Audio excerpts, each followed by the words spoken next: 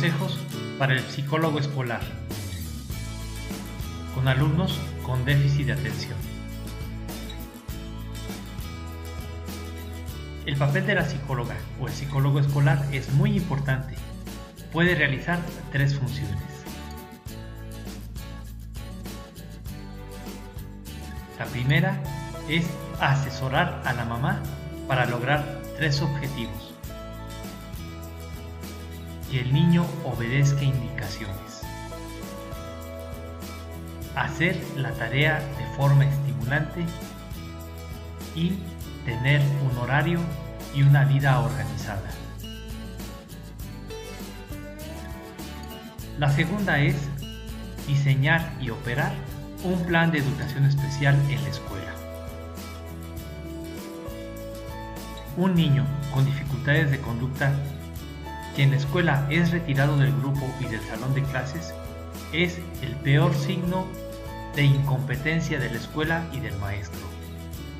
Esto ocurre con mucha frecuencia y el niño es llevado a manera de castigo a la oficina del director o a la del psicólogo, y ellos actúan entonces como cuidaniños, en lugar de actuar como un profesional especialista.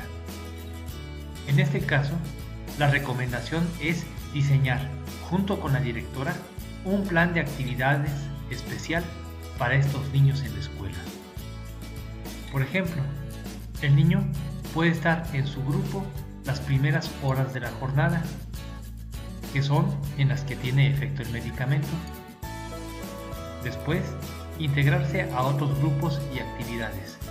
Por ejemplo, a los grupos con niños más grandes que pueden contener los problemas de conducta y allí realizar fichas de trabajo de una guía escolar. A clases de actividad física o actividades artísticas que tienen un formato más libre. Regresar a recreo con su grupo. Asistir al departamento psicoeducativo a realizar una sesión de un programa de desarrollo de habilidades mentales. Asistir a la biblioteca a leer de forma dirigida o a realizar una actividad en la computadora, en una relación 1 a 1 con el personal de la biblioteca. La tercera es una función muy importante: evaluar el tratamiento, el efecto del medicamento y la actuación de los maestros, realizando mensualmente observaciones del desempeño y la conducta del niño en la escuela.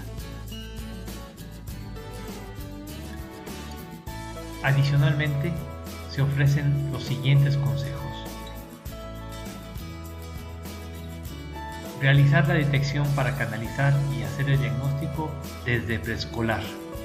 Hacerlo en primaria ya es tarde. Para los niños menores de 5 años que reúnen los síntomas del déficit de atención, sugiere apoyo psicoeducativo. Intenta siempre que se aplique primero el tratamiento psicológico. Si el niño y la familia responden, se evita el tratamiento farmacológico. Induce a los padres a que tomen un tratamiento intermodal o interprofesional, esto es, tratamiento psicoeducativo y tratamiento médico. Diseña formatos para detectar al niño con problemas de aprendizaje y conducta con anticipación y no esperar a que los refiera el maestro por las dificultades que ocasionan. Aplica siempre las pruebas más conocidas, que son el cuestionario de Conners y el cuestionario EDA, porque facilitan la comunicación de la información entre profesionales. Realiza un examen de hábitos diarios en el hogar de los alumnos de preescolar, pero además de la actividad y la hora, registra la manera en que las realizan. Con este examen ya se puede tener una percepción completa y por anticipado sobre los problemas de obediencia y de conducta. Realiza un examen de capacitación de los padres sobre hábitos, obediencia y disciplina en el hogar. Elabora una lista de profesionales médicos y psicólogos que conozcas personalmente, honestos, quienes no, en todos los casos de sospecha, hagan un diagnóstico positivo para beneficiarse. Diseña y realiza registros de observación de la conducta en escuela. Es un elemento básico para el diagnóstico. Realiza la canalización en preescolar, entre 5 y 6 años, para darle más oportunidad al tratamiento. A los padres no les des la oportunidad de que escojan el tratamiento para el niño. Canalízalos con el profesional que, de acuerdo a tu experiencia, es el más adecuado para el caso. Para la canalización, redacta una carta motivadora dirigida a los padres antes de la entrevista para solicitar la canalización del niño con un profesional externo. Pide referencias de las solicitudes de los casos de inscripción externas o extemporáneas. Consulta con el psicólogo de la escuela de origen cuál fue la causa de la suspensión y para darle seguimiento a las mismas recomendaciones que les dieron a los papás de esa escuela. En coordinación con el maestro del alumno, lleva un registro de la conducta para detectar si los padres le están dando la medicina al niño y los efectos secundarios en la escuela. Hazle llegar al médico esta información. Actúa como director y coordinador del tratamiento. Pide informes y acciones al médico y al psicólogo externo. El objetivo de tu trabajo es apoyar el trabajo del maestro atendiendo los aspectos que el maestro no puede atender. Verifica que se le esté dando atención a los padres. Muchos médicos y psicólogos atienden al niño, pero no a la mamá. Para apoyar al maestro, se puede ofrecer una clase, no una terapia, dentro de la escuela, organizando un grupo especial.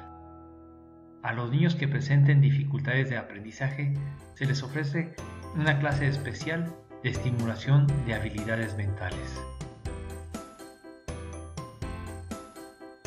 Paralelamente, se puede formar un grupo de padres especiales y a manera de un grupo de apoyo terapéutico, ofrecerles un espacio de desahogo emocional e instrucción sobre habilidades para la educación de los niños con déficit de atención. Trata bien a los padres. En la medida en que se les ofrezca buena información y comprensión personal, se facilita el tratamiento. Caso: esta no es escuela para su hijo. Una joven madre de buena posición social escogió para su hijo con déficit de atención una escuela preescolar tipo liberal, con la idea de que en un ambiente de libertad donde el niño pudiera escoger sus actividades, se podría expresar y desarrollar mejor. Después de un año de dificultades de conducta y de aprendizaje, cuando fue a pagar la inscripción para la primaria, la directora se negó a recibirla, explicando que su hijo no podía hacer la primaria allí porque esa no era una escuela para su hijo. La mamá no pudo llorar en ese momento. Se desahogó más tarde con una psicóloga. Lloraba de rabia por sentirse engañada, porque la habían ilusionado un año, por las conjeturas negativas de esa frase, que los maestros dicen sin imaginarse el dolor que causan a las madres. ¿A dónde quieren que lo lleve? ¿A una escuela de locos? lloraba de tristeza porque negarle la inscripción era una forma de exclusión para un niño inocente. Con la ayuda de otros maestros se le encontró una buena escuela para su hijo.